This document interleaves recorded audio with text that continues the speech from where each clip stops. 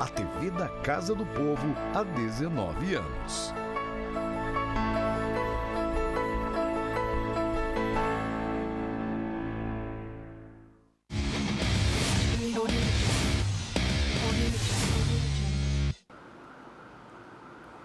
Fala turma, estamos ao vivo a partir de agora com o programa Resenha de Artilheiro. A gente vai falar hoje sobre a Copa do Mundo de 2022, que acontece no Catar. Afinal de contas, faltam apenas 3 dias para o início da Copa do Mundo e a gente vai bater um papo aqui especial nessa Resenha de Artilheiro especial, resenha na Copa, tá? Vamos falar sobre os preparativos da seleção brasileira, os desafios da nossa seleção na primeira fase do Mundial, vamos destacar outras seleções, curiosidades da Copa e a animação que toma conta das ruas em nossa cidade. E mais uma vez, como sempre, para conversar comigo e com você, Hugo do Vale e Paulo Maurício. Hugo do Vale, meu parceiro, satisfação tê-lo aqui agora nesse clima especial de Copa do Mundo.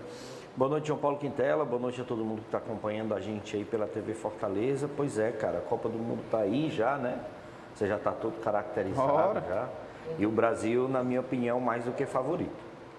Paulo Maurício também está com a gente, como sempre, para a gente bater um papo sobre futebol. Hoje, especialmente, Copa do Mundo, meu parceiro. Boa noite, João Paulo. Boa noite, Hugo. Boa noite a você que está nos assistindo. Vamos conversar sobre Copa do Mundo. É a 10ª Copa do Mundo. Eu tenho 50 anos de idade. E a primeira Copa do Mundo que eu me lembro é a Copa de 1982. Foi aquele 3-2, Paulo Rossi fazendo aqueles 3 gols que ninguém consegue esquecer, né? Cerezo, que atrasada de bola tu fizeste daquele jeito, né? E aí vamos conversar sobre Rafinha, vamos conversar sobre Neymar, vamos conversar sobre a nossa seleção brasileira. Show de bola! A gente começa com o treino de hoje da seleção brasileira em Turim, marca a primeira atividade com todos os 26 convocados à disposição da comissão técnica. Veja na reportagem de Paulo Sérgio Cordeiro.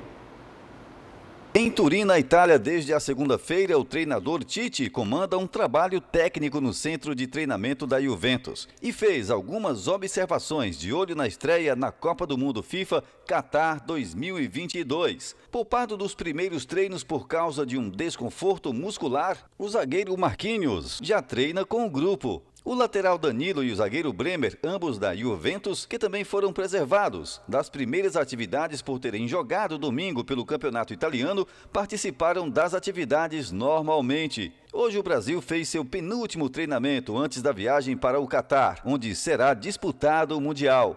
A estreia brasileira está marcada para o dia 24 de novembro, contra a Sérvia. As duas seleções estão no Grupo G, ao lado de Suíça e Camarões. É isso, e seleção brasileira que estreia daqui a uma semana, né? Dia 24, quinta-feira, às 16 horas, e todo mundo já está preparado. A gente viu aí na matéria o treino de hoje da seleção brasileira. A gente tem acompanhado que alguns desfalques já chegaram nas principais seleções da Copa do Mundo.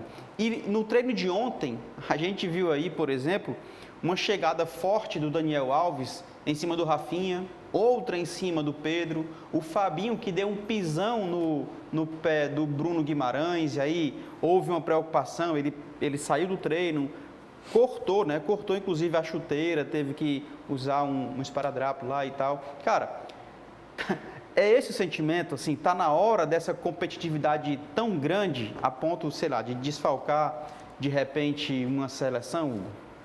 Cara, assim, tem que ter o controle, né? A gente sabe que a disposição da seleção brasileira para poder ser hexa já vem de algum tempo, né? Mas acredito que dessa vez, né, pelas pessoas que estão no staff, principalmente comissão técnica, eu acredito muito nesse trabalho que o Tite vem fazendo na seleção brasileira. E principalmente a gente saber que é o comentário de todo mundo hoje, né? Uhum. Hoje a seleção brasileira não depende só de um jogador. A gente continua com esse jogador fora de série, um jogador mais maduro, né? Um jogador que passou por algumas situações que o fez ficar maduro realmente. É um cara que a gente vê que tem na sua cabeça que é a última Copa que pode fazê-la em alto nível, né? Ainda assim em alto nível, mesmo com tudo, mas a competitividade de todos para poder serem protagonistas, eu acho que isso é que é bacana, né? Tanto que a gente acompanhando nas equipes onde eles jogam, a gente consegue sentir isso, né? E a gente vê que todos eles estão espalhados nas melhores equipes do Brasil, ou do mundo, desculpa, né? Sendo jogadores brasileiros, e não é à toa, né, que o Brasil é considerado, né, o favorito. Agora, no treino tem que dar uma maneirada, né? Por superstição, se a gente for falar sobre isso, a seleção brasileira sempre que foi campeão teve um jogador lesionado, né? Continuando no grupo, mas ainda lesionado. No caso de 2002 foi o caso do Emerson, Sim. né? Ele foi substituído, mas a questão de lesão. Mas a gente pode ser campeão sem precisar de lesão. Sim, melhor, né? Paulinho, a gente viu aí que alguns foram poupados, como o Marquinhos, por exemplo, mas hoje, em entrevista coletiva, o Marquinhos falou que está ok, conseguiu treinar, o treino todo, não sentiu, já deve estar à disposição. E um outro detalhe é que essa Copa do Mundo, o Brasil teve aí 10 dias para se preparar junto com todo o grupo e tal. Em especial, uma semana antes da sua estreia, ele conseguiu reunir os 26. Normalmente, a seleção chega 30 dias antes, 20 e poucos dias antes numa Copa do Mundo. Essa é a típica, todo mundo sabe, final do ano e tal. Mas já dá para a gente imaginar o que o Tite terá à disposição e o que ele pretende colocar em campo para essa estreia, lembrando que a estreia é contra a Sérvia. Eu fiquei meio que encantado, ao mesmo tempo sem muita surpresa, com a escalação do Brasil. Aliás, eu acho que o Brasil, com a convocação brasileira, eu acho que o Brasil fazia tempo que não chegava numa Copa do Mundo com tanta chance de ser campeão, isso no meu entender, sempre sendo uma favorita. Eu fico com algumas dúvidas. Primeira, será que o Paquetá vai sair do time, né? Algumas pessoas já me perguntaram isso. Eu digo, olha, seria uma loucura tirar o Paquetá do time. Aliás, eu acho que o Paquetá, nas últimas partidas da seleção brasileira, talvez tenha sido o jogador que mais demonstrou crescimento. Eu não sei. Sim, não sei eu concordo. Se vocês concordam comigo nesse ponto. Não só na seleção, né? Mas eu acho que na saída dele do Milan para a ida, né, para o Lyon, eu acho que fez com que o Paquetá realmente tornasse um jogador mais maduro, né? Inclusive mais útil. Sim. Aí, Bruno Guimarães ou Fred? Essa é uma outra dúvida que todo mundo tem, né? Eu acho que o Bruno Guimarães joga uma bola mais refinada, eu acho que o Bruno Guimarães tem um poder maior do que o Fred. Mas também o Fred está tão estável naquele meio de campo com o Paquetá que eu acho que não vai sair. E no ataque eu não vejo muito problema na defesa do Brasil.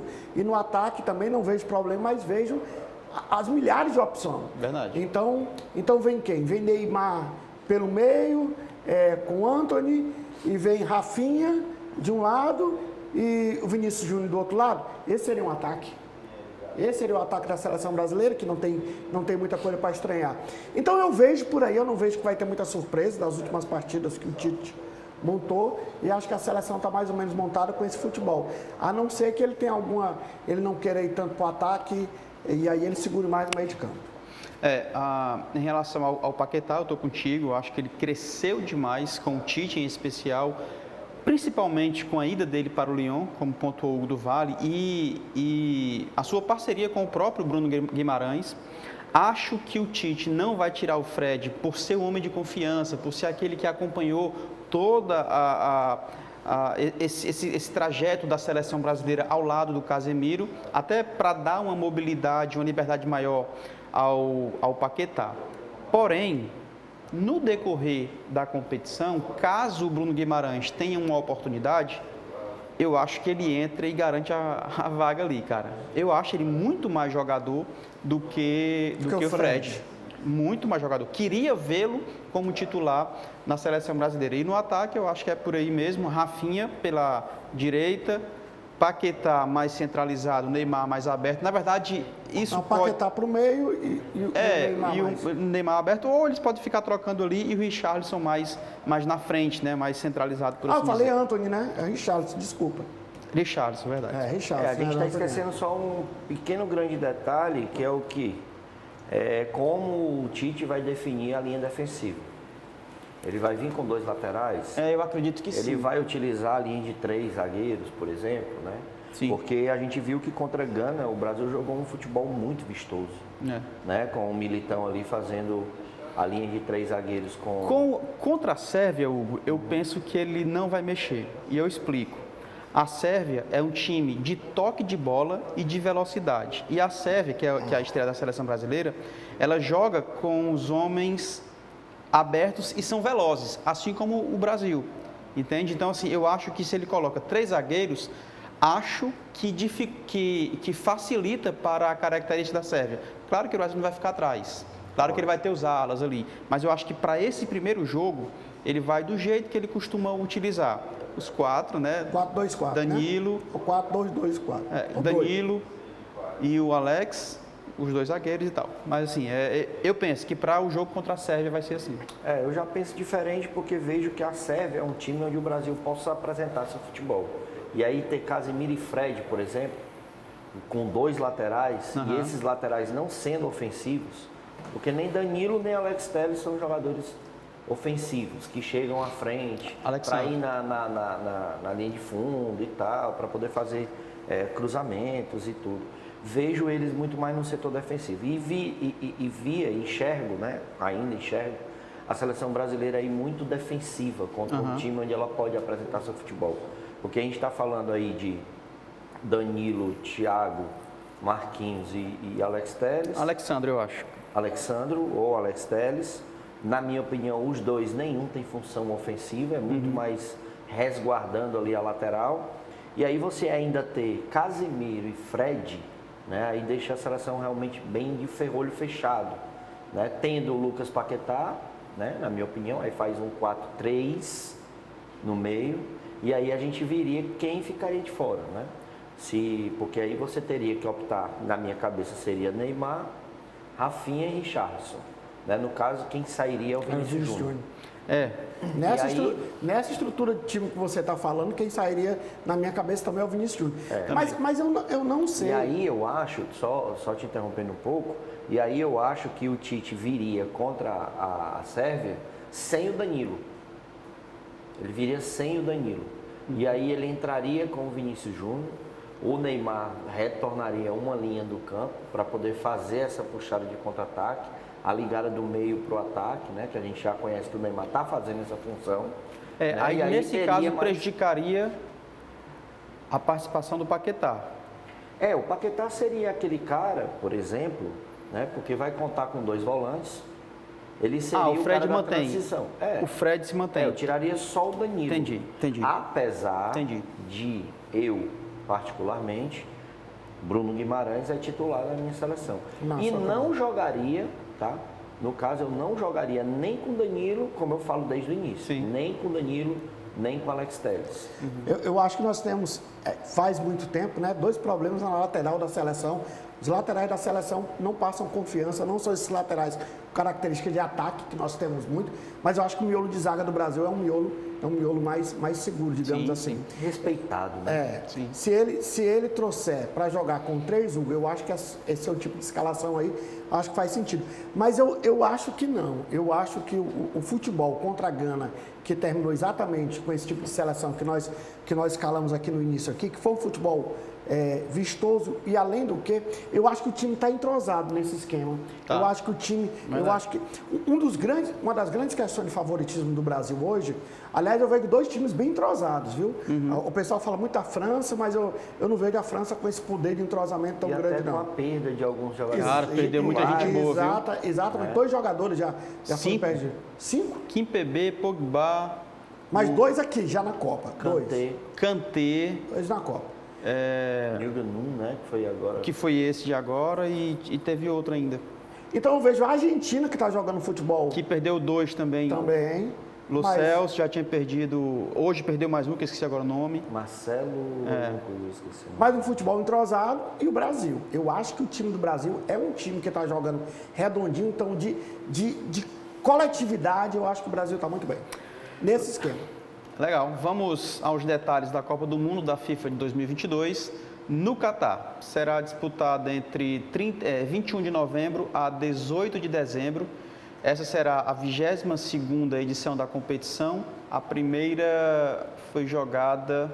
Não, a primeira jogada no mundo árabe. Essa vai ser a primeira lá no mundo árabe, tá? Os grupos foram sorteados e todas as 32 seleções classificadas são conhecidas após a repescagem, tá? Vamos lá. Grupo A. E aí eu já queria ouvir vocês, tá? Eu sei que é palpite, mas, claro, vocês podem também, de repente, fazer alguma análise. Grupo A. Leiam para mim, por gentileza. Acho que vocês podem ficar à vontade. Catar, Equador, Senegal e Holanda, meus dois favoritos, Senegal e Holanda. Holanda sendo o primeiro, Senegal sendo o segundo. Acho que o Equador pode fazer alguma surpresa, Senegal está sem Mané. Aliás, Ainda. até então. Por enquanto, Por enquanto. mas também tem um futebol e tem um time Aham. mais ou menos entrosado. Então, minhas duas favoritas, Holanda e Senegal. Hugo. Para mim, Equador e Holanda. O Equador fez uma boa eliminatória. Sim. Inclusive fez alguns jogos interessantes. Né? Tem alguns jogadores, inclusive, que participam do futebol brasileiro, que também é interessante. E vejo a Senegal como uma surpresa. Se tiver alguma surpresa, seria Senegal. Detalhe, com ou sem o Sadio Mané. Eu acho que faz muita diferença a Cara, tem ausência uma dele. peculiaridade dentro dessa Copa que é preciso a gente dizer que não aconteceu em nenhuma das Copas. Vai acontecer no Catar, todos os jogos acontecem no Catar, né? Em uma só cidade que é Doha, Doha, é verdade. e tudo vai acontecer lá. Então, É verdade. vamos lá. Questão de traslado, Aham. hospedagem, clima diferente de uma Tudo no cidade mesmo pra lugar. outra. Não vai ter essa modificação A logística. que acontece entre um país. A Copa do Mundo vai ter condições ou vai ter momentos que vão se ter 5 jogos simultâneos. Né? Então, isso é um detalhe que a gente precisa dizer, porque beneficia equipes, na minha Sim, opinião, claro. que não são ambientadas com o clima, por exemplo, do Catar, né? Que é um clima que a gente sabe que é quente, né? Pelo menos durante o dia, né? E que à noite faz muito frio. Mas assim, você vai chegar nessa condição e vai continuar nessa condição. Sim. Né? Você não vai ter aquela mudança como tem em todas as Copas. Agora, vale salientar que uma situação como essa, só um país riquíssimo, né? Sim, como sim. o Catar, tem condição de proporcionar isso. Estádios absurdos, né? Grupo B, coloca o grupo B em tela para a gente também fazer essa análise. E sim, eu tô com o Hugo nesse caso. Equador e Holanda são os favoritos para passar de fase do grupo A. Grupo B.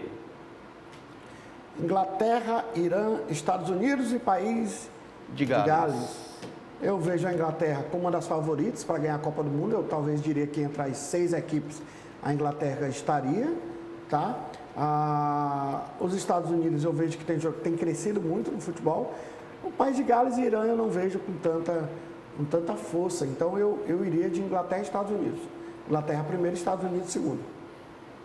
Eu também estou contigo, lembrando que a Inglaterra, tem até um estudo que foi feito, né? A Inglaterra é o país, é a seleção mais valiosa dessa Copa do Mundo, girando em torno de 1,53 bilhões de euros. Segunda posição é o Brasil, com 1,45, e em terceira posição, se eu não me engano, é a França, com 1,33. Mas aí eu quero ter dinheiro, viu? Desculpa, tá? Eu quero ter dinheiro e uma valorização de alguns jogadores que é a seleção mais cara pelos salários que ganham e tudo mais, pelo futebol inglês.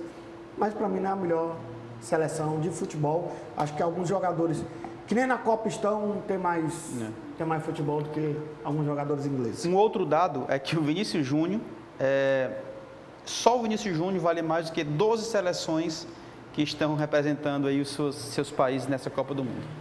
São números absurdos, né? Mas que assim, valorizam demais os jogadores, né? E o que eles praticam, o que eles fazem no campo. Apesar de eu ser chato pra caramba em relação a isso, bem abaixo tecnicamente, O próprio Vinícius Júnior vem em evolução, é um jogador que evolui demais, inclusive em pontos fundamentais do futebol, né? Sim. Questão de domínio, passe, né?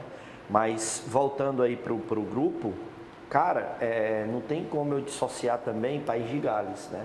Sim. É uma equipe que, por exemplo, a gente só pensa no Bale, né? Quando fala em País de Gales, a gente lembra do Gareth Bale. Mas é uma equipe que tem também condição de surpreender. Até Que já porque participou de Copa, mas sei lá quantas décadas aí que não vem participa. fazendo também Fazia muitos anos, né, que não participava. Vem fazendo boas Eurocopa também, né? O País de Gales. E assim, entre Estados Unidos, que fica sempre naquele vai dar certo, esse ano, e não passou de 94, né? A verdade é que o time que tinha o Hinalda, Alex Lalas, né, o Balboa, Tony Meola, goleiro, né, ficou naquilo de 94, que assustou inclusive o Brasil, né, mas de lá para cá não teve muita evolução, né? O Irã é um time, entre aspas, tipo desconhecido para todos nós, né, mas que dentro da sua Copa lá ele consegue fazer alguma coisa, mas vejo que para a dimensão de Copa do Mundo, eu acho que o País de Gales, Que faz parte do Reino Unido lá, inclusive. que né? faz parte do Reino Unido também, eu acho que estaria na minha posição numa prateleira de, entre aspas, favorito no grupo, lógico. Grupo 3 tem a Argentina, que não tem uma seleção tão gigantesca assim, na minha opinião, para essa Copa do Mundo, embora algumas peças sejam fenomenais, em especial no sistema ofensivo, tá? Argentina, Arábia Saudita, México e Polônia. Polônia é do Lewandowski, né? Isso. Sim. Rapaz, Robert Lewandowski. o técnico da Polônia veio para o Flamengo, não foi? Paulo Souza. Veio. Aí ele abriu mão da seleção, teve essa história. Isso. E a seleção foi para a Copa, o Classificado. cara agora está assistindo Não de foi casa. esse o meme que mais girou foi? dentro das redes sociais? Caramba. Foi que o Paulo Souza preferiu o Flamengo para ser demitido do que ir ao Catar para a Copa do Mundo. Rapaz, na minha opinião, Argentina e México. Argentina e México? Aham. O México, eu acho que a expressão que usou para os Estados Unidos, eu queria usar para o México. O México sempre chega verdade. dizendo que vai acontecer alguma coisa e nunca acontece nada com o México. Aham. Nunca acontece nada. O México já chegou até as oitavas, já chegou até as quartas, mas não avança daquilo.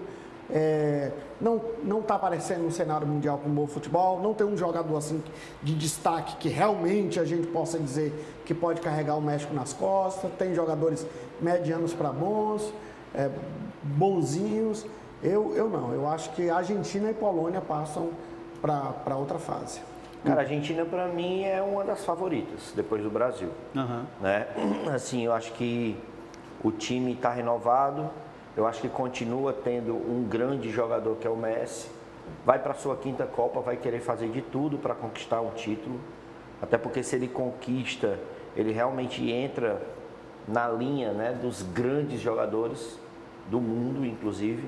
Acho um absurdo ter tido uma votação e o Messi ter se colocado à frente do Pelé, eu acho que não dá para comparar, mas eu acho que os critérios que foram usados, eles explicaram, e realmente se você for usar esse critério, ele chega nessa prateleira, mas não ganhando um título mundial, eu acho que perde muito, né, para poder ele ser considerado, apesar de ser um gigante do futebol. Então a Argentina, com essa renovação de jogadores, com essa maturidade de jogadores, principalmente Messi e Di Maria, né, que são jogadores que são os principais hoje, acho que ela disputa com o Brasil aí, e a França, na minha opinião, são os 3 favoritos a ganhar a Copa, como saindo na frente. E o segundo, por mais que concorde com o Paulo, e por mais que vá de encontro também ao meu discurso em relação aos Estados Unidos, vejo o México um pouquinho à frente, justamente por conta dessa experiência em Copas do Mundo, né?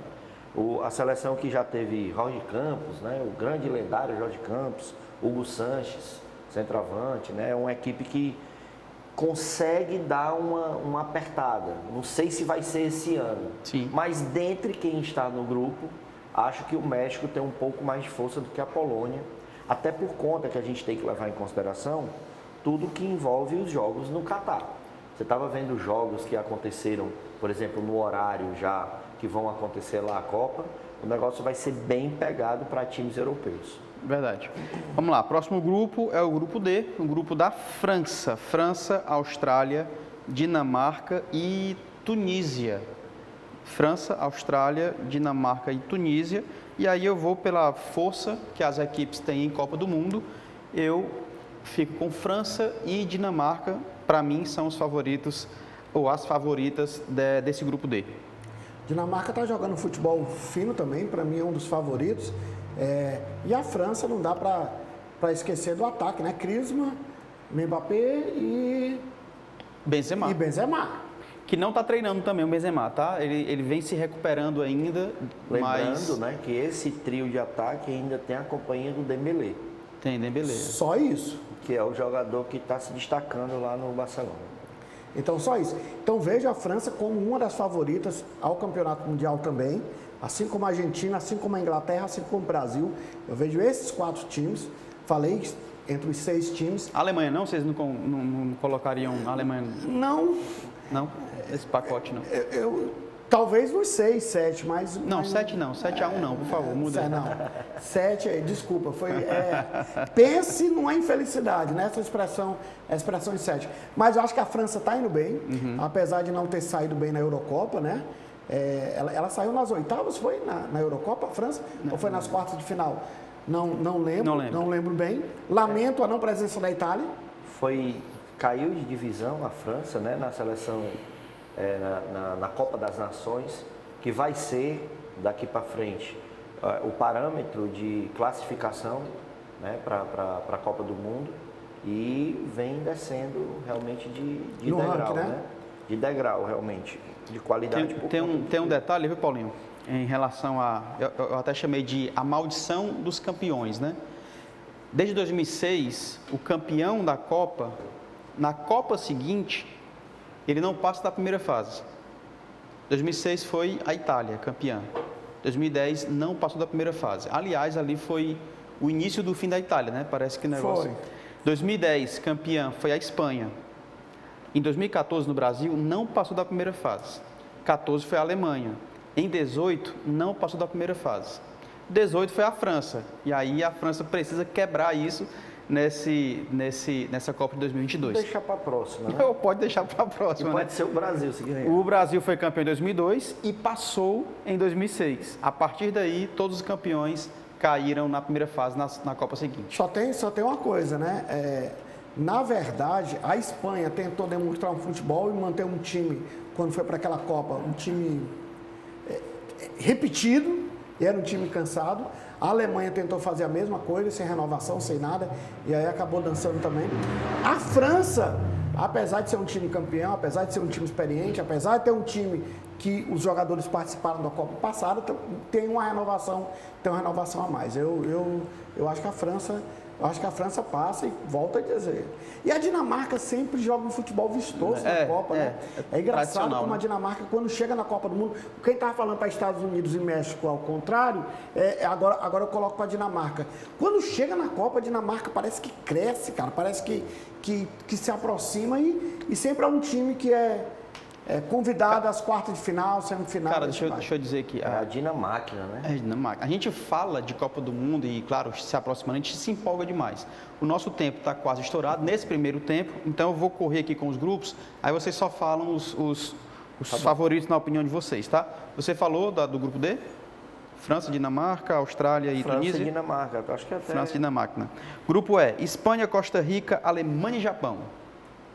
Eita, compadre, é difícil aí. Mas eu vou pela, entre aspas, lógica, né?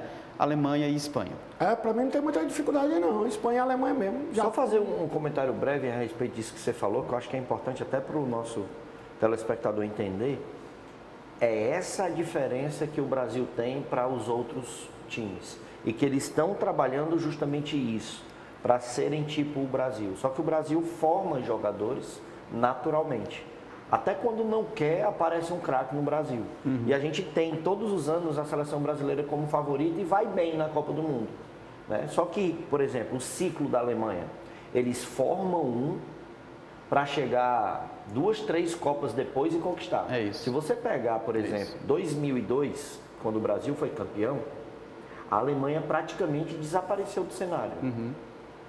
né? Estava preparando para Se 2010. preparando com aquele time absurdo, né, que aconteceu. Espanha passou muito tempo também para se reformular, como está passando muito tempo agora para se reformular. Então, eu acho que tem muito disso. Grupo F, Bélgica, Canadá, Marrocos e Croácia.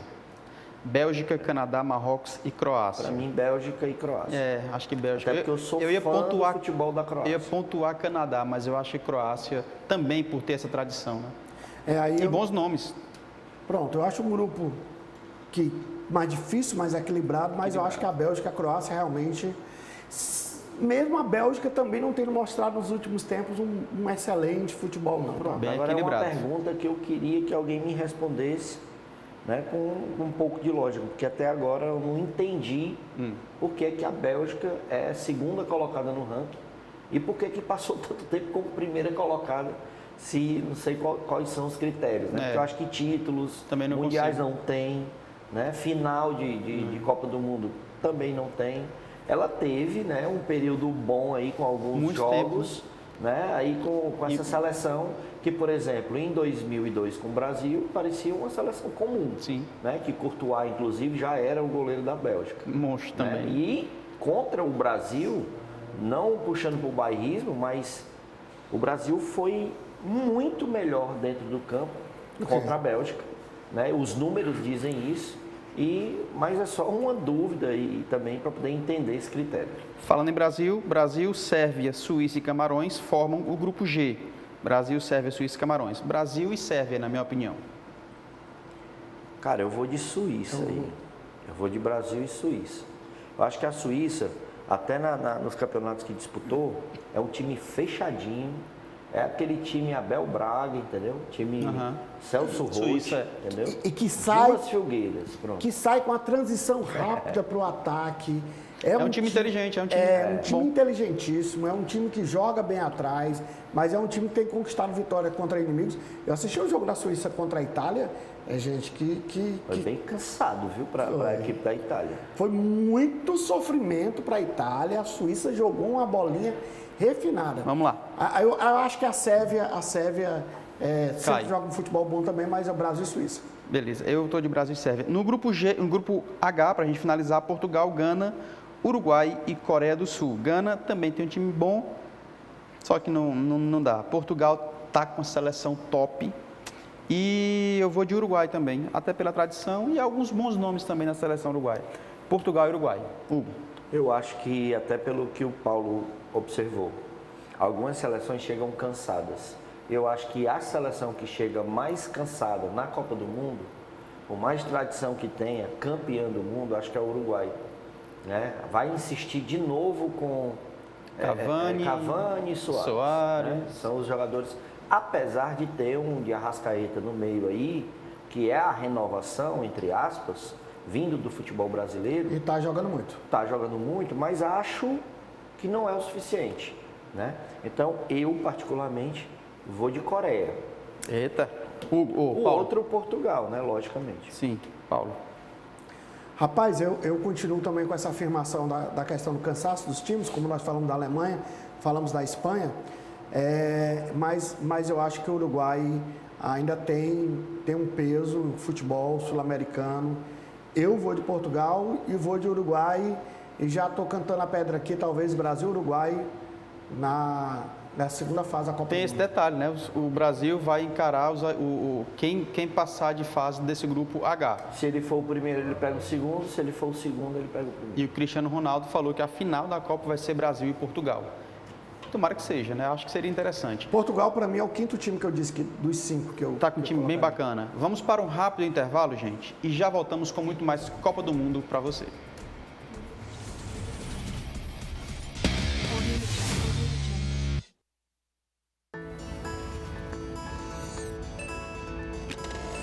Pequenas atitudes fazem grandes diferenças no trânsito. A readequação do limite de velocidade para 50 km por hora é um exemplo disso. Uma pequena mudança que já fez o número de mortes no trânsito cair mais da metade em Fortaleza. Então, já sabe, respeite o limite de velocidade. Respeite a vida. AMC, Prefeitura de Fortaleza. Oi, anota, por favor. Parabéns! Você pediu a nota de serviços e agora pode ganhar desconto no seu IPTU. É só acessar notafortaleza.com.br e cadastrar-se até 30/11. Suas notas dos últimos 12 meses serão validadas automaticamente. E não esqueça, você continua concorrendo a prêmios de até R$10 mil todo mês. Pede a Nota Fortaleza, você só tem a ganhar. Nota Fortaleza. Todo mundo pede, todo mundo ganha. A Câmara Municipal de Fortaleza está ampliando a Central da Cidadania para dar voz a todos e garantir os seus direitos. Novos parceiros estão chegando para tornar a Central da Cidadania mais completa, com mais opções de atendimento. A Casa do Povo está de portas abertas, garantindo todo o apoio que você precisa. Porque estar cada vez mais próximo dos fortalezenses é nosso compromisso. Central da Cidadania na Câmara Municipal. Sua cidadania é a nossa fortaleza.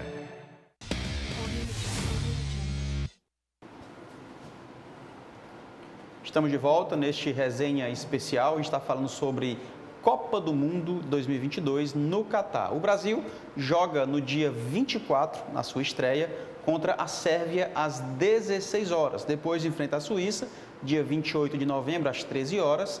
E os Camarões no dia 2 de dezembro, às 16 horas. Aqui é a sequência na primeira fase para a seleção brasileira. Hugo.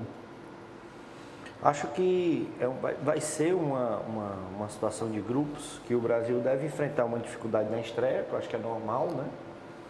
Mas... Por ser estreia... mas... E talvez o time mais agressivo, assim, na minha leitura do E muito do mais pela ansiedade. Eu acho por ser estreia, né? Por ser estreia e também pela ansiedade de alguns jogadores. Sim. Que vão estar fazendo a sua primeira Copa do Mundo. Por exemplo, se você tem uma ideia, cara, há menos de 2 anos a gente ouviu falar no Rafinha. Ah, com certeza. Né? São jogadores que, por exemplo, não tem tanta sequência, mas que apareceu pro futebol de uma forma... Martinelli tem 20 anos, cara. 19, 20 anos. Martinelli, Rodrigo tem 21. Né? É uma seleção muito... O próprio Vinícius Júnior. Cheia de muitos garotos que estão querendo aquilo que a gente falou desde o início. Não só trazer o Hexa, né? Mas também se promover, né, como jogadores. E também aproveitar o momento que estão nos seus clubes. Uhum. Cara, a gente está falando, você falou de Vinícius Júnior no Real Madrid. Gabriel Martinelli no Arsenal. Vinícius, Rodrigo, Real Madrid.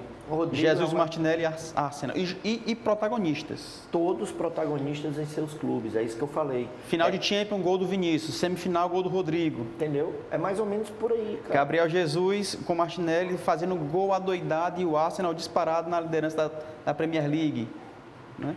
Quantos títulos do Casemiro pelo Real Madrid, com a Champions, né? Para poder ser o volante, principal jogador de articulação ali, à frente da zaga.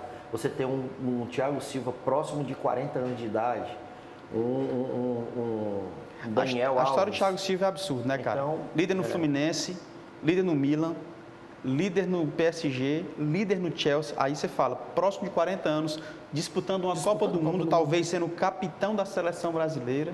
E se você voltar no tempo, você vai ter um Thiago Silva que foi 2 vezes para a final da Champions. Verdade. Com 2 times diferentes. Verdade.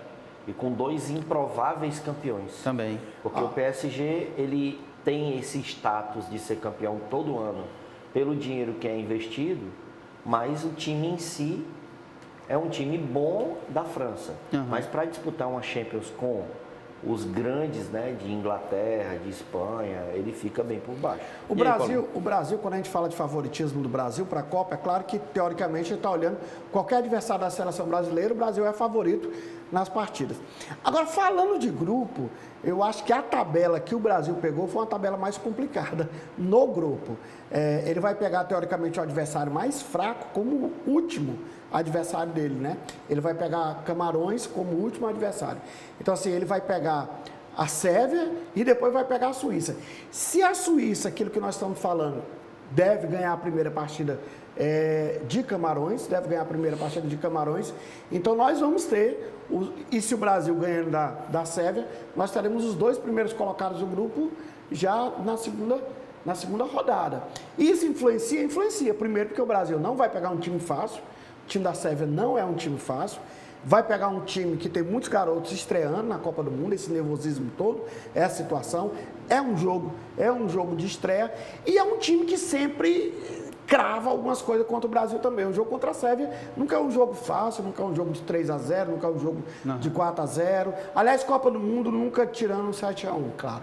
Mas Copa do Mundo nunca é um jogo com muitos gols, com muitas goleadas, não. O 7-1 foi uma Gol da Alemanha. Ponto fora da curva. Ponto fora da curva. Cara, deixa eu trazer aqui algumas curiosidades de Copa do Mundo do Catar.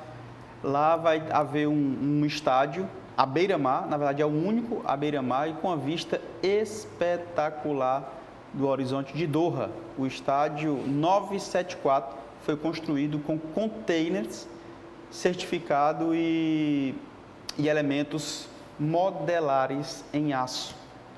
Acho que tem uma matéria do Paulo Sérgio Cordeiro, se tiver, passa aí, senão a gente vai comentando aqui. O resultado é uma arena diferente e inovadora, com cores vibrantes totalmente modernas. O conceito da estrutura foi projetado com concepção inteligente modular, que requer menos materiais do que a construção de um estádio tradicional, o que ajudou a reduzir os custos da obra. O estádio 974 será palco de 7 partidas da Copa do Mundo do Catar, sendo 6 da fase de grupos e uma das oitavas de final. Entre os jogos, Brasil e Suíça, dia 28 de novembro, às 19 horas, horário local. É legal, né? Assim, você vê, como o Hugo até citou, é muito rico, é muita inovação, é uma tecnologia absurda em todos os estádios, Esse estádio em especial tem o nome de 974 porque ele foi construído com 974 containers. E aí você vê essa estrutura, uma espécie de Lego. Sabe as peças do Lego? De fato é mais ou menos aquilo que vai montando o estádio, um negócio fenomenal, um negócio extraordinário. Eu estava vendo uma... Diz. Me chama a atenção 3 coisas no Catar. A primeira é essa. Nós, em todas as Copas do Mundo, se vocês lembrarem bem, nós tínhamos uma dificuldade muito grande dos estádios serem montados. África do Sul, é verdade. Brasil. Sempre, inclusive, perguntavam se iam estar prontos os estádios para a Copa do Mundo. No Brasil, aqui foi a FIFA tinha que vir aqui, tinha que estar fiscalizando. Catar, nós não tivemos essa dificuldade. Não tivemos essa dificuldade. Opa, também não é assim não, hein? Não é. Eles estão com um atrasinho lá de, por exemplo, o hotel que foi feito para receber as pessoas para a Copa do Mundo não está pronto. É de hotel. É o hotel, né? Não, estádio, de hotel. Estádio, nós não tivemos essa dificuldade com os estádios. Sim, hotel, algumas coisas ainda estão... E aí, em tese, né, o hotel é privado, né? Assim, o governo conseguiu entregar os estádios porque aí realmente foi do governo. Essa parte privada, né, de hotéis e tal, é que tem essas dificuldades. A outra coisa que me chama a atenção, parecido, eu acho que eu vou me lembrar da Copa, talvez dos Estados Unidos, junto com a do Catar agora, são jogos em horário extremamente calorentos. Essa, para mim, vai ser uma grande dificuldade para vários times, para vários jogadores. Então, nós vamos ter jogo no horário de meio-dia aqui no Brasil, 1 hora da tarde. Se eu não me engano, Paulinho, só para colaborar contigo, são 4 horas de diferença. Então, assim, só para a gente entender, como aqui vai estar 1 hora da tarde, lá vai estar ainda no sol, né? De 5 horas da tarde. E aí a outra coisa que me chama a atenção é a cultura do Catar. É uma cultura de religião mais fechada, religiosamente falando. Então, assim, algumas coisas que no Brasil, algumas coisas que em outros países do mundo foram assim, nem eram cogitadas, no Catar vai ser cogitado a maneira como as culturas do mundo vão chegar no Catar. A cultura, como vai entrar no Catar. Então, isso para mim vai ser importante. Eu acho que nós podemos ter alguns problemas nesse sentido cultural, porque eles encaram a cultura deles religiosamente de forma amarrada. Pronto, a produção agora me confirmou, na verdade são 6 horas de diferença, se aqui é 1, lá vai ser... 7 da noite. Vocês calculam aí. Mas já com essa preocupação, tá, Paulinho? Para que seja à noite e aí esteja menos quente. Mas parece que lá à noite o o clima é agradável. É bem ameno. É bem ameno. O que não tira, por exemplo, o fato de ser abafado e tal, enfim, Sim. de fato, essa situação climática pode atrapalhar. E aquilo que o Hugo falou no primeiro tempo, né? Falando sobre a dificuldade das seleções europeias, por ser, em sua totalidade, ou em sua maioria, desculpa, o clima mais frio. Então, pode ser que tenha essa dificuldade. Uma outra curiosidade que eu queria destacar é que está acontecendo no meio da temporada europeia, justamente por conta do calor. Mas para o futebol brasileiro, é o final da temporada, né? Apesar de que a gente não tem quase nenhum atleta da seleção brasileira que joga no nosso país, né? 3 apenas, né? Tem 3, é o Everton Ribeiro e o Pedro. Então, assim, talvez não tenha tanta dificuldade nesse sentido. Que, a falar em Pedro, para mim pode ser uma surpresa se ele vier a jogar. Rapaz, como eu queria. Eu acho Pra que mim- é um cara pra bola bater no queixo dele e entrar. Gosto muito do Pedro, Não é muito queria difícil, queria ele Mas como tá muito titular, difícil, cara, mas eu entendo que o Richarlison está Tirar a numa titularidade fase do Richarlison hoje é loucura. absurda. É loucura. Mas vamos falar também. Ó, lembrando da seleção brasileira. Gente, quando eu me lembro que nós tivemos no ataque da seleção brasileira, Jô e Fred, com todo o respeito que eu tenho o Jô e que eu tenho o Fred, e hoje a gente está olhando Bernard. para esse tipo de ataque. Tá, vamos mudar de assunto. Tá bom. Vamos mudar de assunto. Vamos trazer boas notícias. Uma outra curiosidade nesta Copa é que dos 832 atletas, 137 não representam o seu país de origem. Nasceram em outra nação, em outro país. Só para a E gente... se você for buscar, as principais seleções que não dispensam, né? Não despendem dos seus atletas formados Aliás, nos seus países. 28 seleções têm atletas De outros países. de outro país. Somente Brasil, Argentina, não me lembro agora, eu falo já. Geralmente são os sul-americanos, né? Vamos lá. Aí, Marrocos tem 13, é quem mais tem. Tunísia e Senegal tem 12. Catar e País de Gales tem 10. Camarões e Austrália tem 9. Gana, Canadá, Croácia e Portugal tem 8. Estados Unidos tem 5. Até os Estados Unidos, cara. Tem 5. Sérvia tem 4. França e Suíça tem 3. Polônia, Alemanha, Espanha e Equador tem 2. México, Uruguai, Dinamarca, Inglaterra, Irã, Holanda, Costa Rica, Japão e Bélgica tem 1. Só lembrando, João, que aí você está falando, né, de quem realmente não é Nascido. Mas são descendentes, né? Os pais. Por exemplo, Se você for o Mbappé. O Mbappé, a mãe Angelina. Se você for pegar E o pai quase camaronês. a França toda, Sim, né, e não é de hoje, sim. É Zidane, inclusive. Argelino, É Argelino. igual o Benzema. Aham. Né? Então você vai puxar essas situações como Kanté, Dembélé, Mbappé. E aí tem muito a França, por exemplo, né, que colonizou vários países da África, inclusive. Então, assim, tem muito disso. Assim como a Bélgica, né? Muito formada também por jogadores franceses ou africanos, que a Bélgica foi colonizada e tem descendência francesa. Uma pergunta, eu realmente não sei essa informação. Quantos brasileiros foram naturalizados?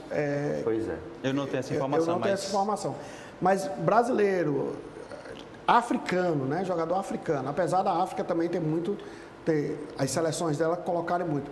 Na África acontece exatamente isso, dos outros países colonizarem e terem isso aí que foi falado. Eu acho que o Brasil e a Argentina são países que talvez não têm são os que mais cedem jogadores. Porque talvez seja o contrário, né? Não, com seja certeza. O Brasil é o país que mais cede atletas. Mas é outra história. Para o mundo, né? É o que mais cede atletas para o mundo. Lembrei. Brasil, Argentina, Arábia Saudita e Coreia do Sul. E aí pode ser a questão do regime também lá na Coreia. Já ia dizer, eu acho que a Arábia Saudita e Coreia, eu acho que tem bem alguma rígido, coisa a ver. né? Pode. Até por conta, por exemplo, a Copa vai ser no Catar e tem várias restrições e tem muita gente dizendo não para ir para o Catar. Pelo sistema que eles têm, né, de cultura e que é ligado 120% a questão religiosa. O Hugo ia ter um problema lá no Catar, Total. seriamente. Qual era o problema? Além desse cabelo dele, que ia gerar alguns problemas lá no Catar, eu acho que o Hugo parece que gosta de um caranguejo que não vai ter lá no Catar e gosta de uma cervejinha. A cerveja lá sai R$74. E é bom. Lá é proibido, né? Foi liberado Não para pode Copa. beber. Foi liberado para Copa, mas... E é um local restrito. Você só tá. pode beber naquela região. Entendi. Você não pode beber fora dali. Né? Foi criado por conta da Copa do Mundo, né, uma situação para beber ali. Uhum. Se você for encontrado bebendo em outro local, se não for ali, você está sujeito a penalidades. Beleza, na Copa do Mundo de 2016, sobrou para Gnabry apenas 18. o papel de 18 que eu falo é 18.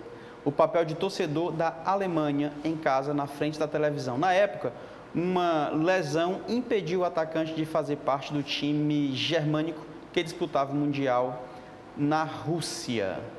Aí, o Gnabry, ele que ficou de fora da Copa de 18, né? Agora, às vésperas da Copa de 2022 no Catar, o atleta de 27 anos do Bayern de Munique está próximo de realizar o seu sonho. Em entrevista à FIFA, Gnabry falou sobre sua estreia em uma Copa do Mundo, da sua relação com o técnico e faz uma análise dos adversários da Alemanha na fase de grupos da competição. Ele disse que a Alemanha está preparada para conseguir o título mundial no Catar.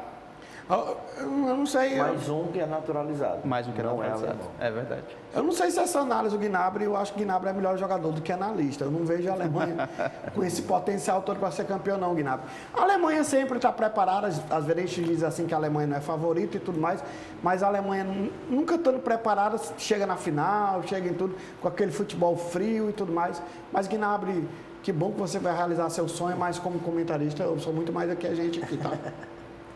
Eu acho que ele fala mais pela empolgação, né, João? O cara que ficou de fora da Copa por lesão, vai para a Copa dele mesmo, né? Uhum. O cara vai com muita vontade de ser campeão. E você olha para uma seleção alemã, por mais que seja, entre aspas, uma seleção cansada, né? Você vai ter lá do lado o Müller, né? Sim. Você vai ter do lado alguns outros jogadores Matéria. já conhecidos demais do futebol mundial, então o cara se empolga mesmo. Cara, tem uma matéria que eu acho interessante, eu quero chamar essa matéria aí, sobre as ruas verde e amarelo, cheio de alegria, que é típica de Copa do Mundo, mas que honestamente eu não tenho visto tanto. Está chegando a hora do Brasil estrear na Copa do Mundo e a gente já começa a ver as ruas sendo transformadas, algumas já bem enfeitadas. A repórter Joana Frota foi numa dessas ruas e traz pra gente uma matéria especial.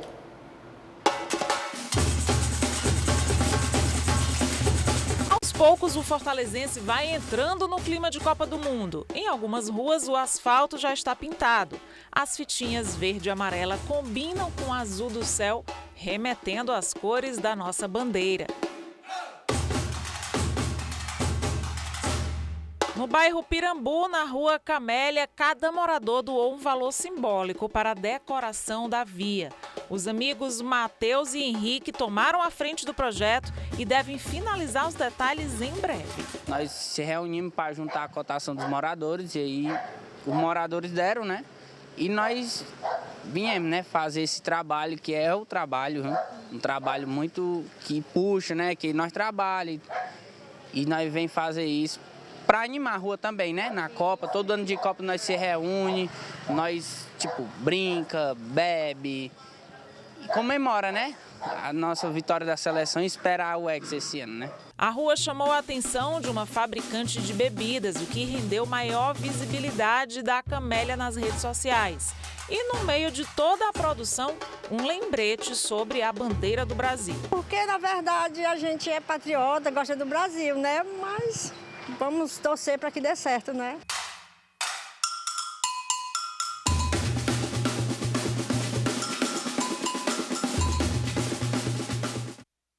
Como eu sei que vocês têm a síntese, ou têm o poder de resumir, um destaque individual na Copa do Mundo em 10 segundos. Neymar. Destaque individual na Copa do Mundo em 10 segundos. Neymar.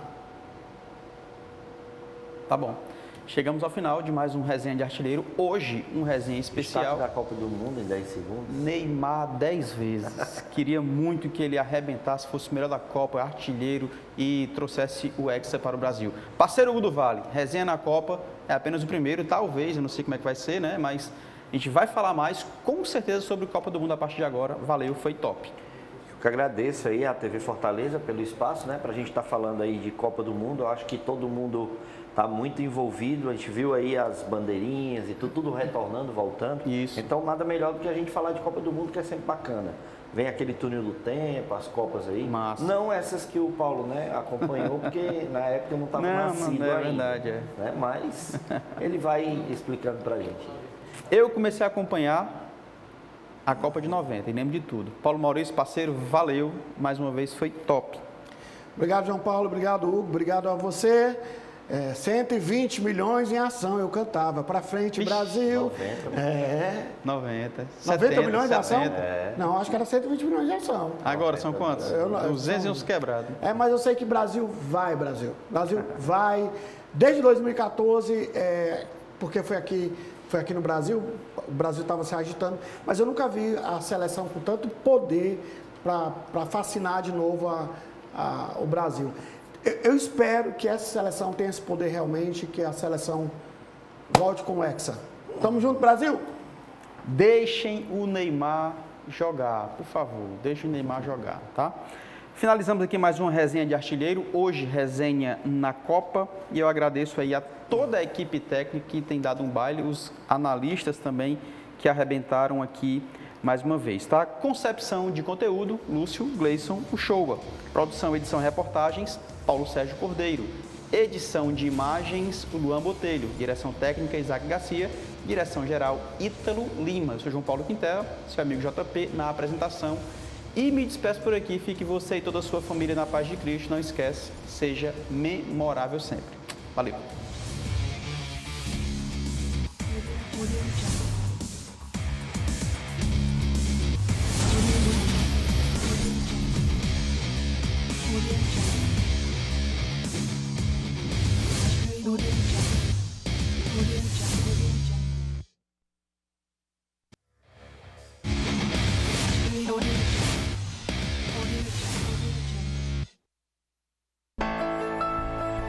TV Fortaleza. A TV da Casa do Povo há 19 anos.